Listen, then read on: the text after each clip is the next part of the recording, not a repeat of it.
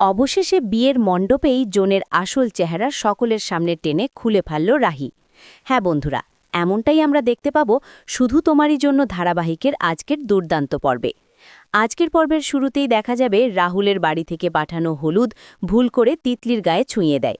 অন্যদিকে রাহি জনের বিরুদ্ধে প্রমাণ জোগাড় করতে ব্যস্ত থাকে।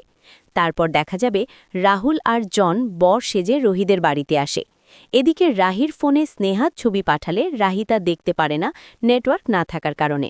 বিয়ের লগ্ন পেরিয়ে যাওয়ার সময় হয়ে যাওয়ায় রাহিকে বাধ্য হয়ে বিয়ের পিড়িতে করে মণ্ডপে উপস্থিত হতে হয়। আরও দেখা যাবে রাহির হাত থেকে পান পাড়ে পড়ে গেলে রাহুল উঠিয়ে দিতে যেয়ে রাহির সাথে রাহুলের শুভদৃষ্টি হয়ে যায়। ঠিক সেই মুহূর্তেই রাহির ফোনে জন ও তার মেয়ে ছবি চলে আসে, আর রাহি তাকে বিয়ের পিড়ি থেকে নামাতে বলে। তখনই জনের সন্দেহ হয়। রাহি পিড়ি থেকে নেমে তার বাবার কাছে যেয়ে বলে, বাবা, আমি জানি যাই হয়ে যাক তোমার আমার উপর বিশ্বাস আছে। ঠিক তখনই স্নেহা সেখানে হাজির হয় তার দাদা আর জনের বিরুদ্ধে প্রমাণ নিয়ে। রাহি সেই প্রমাণ সকলের সামনে দেখাতে বললে স্নেহার দাদা তা সকলকে দেখায় আর বলে জন ও তার মা ফ্রড। তারা এইভাবে বিয়ের আশ্বাস দিয়ে মানুষকে লুট নেয়, আর অনেকবার পুলিশের কাছে ধরাও পড়েছে। তখনই রাহি মণ্ডপ থেকে জনের কলার চেপে ধরে নিয়ে এসে বলে, তোমার ওপর আমার প্রথম দিন থেকেই সন্দেহ ছিল, কিন্তু আমার কাছে কোনো প্রমাণ ছিল না।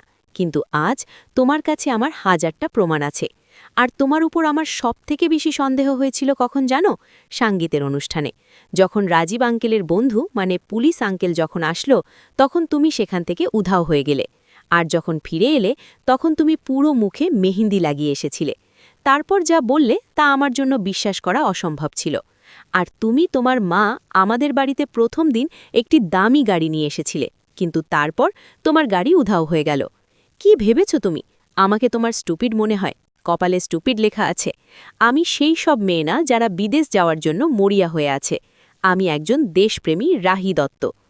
তো বন্ধুরা, তোমরা কি এটাই চাও রাহি যেন জন ও তার মাকে উপযুক্ত শাস্তি দেয়? কমেন্ট করে জানাতে ভুলো না।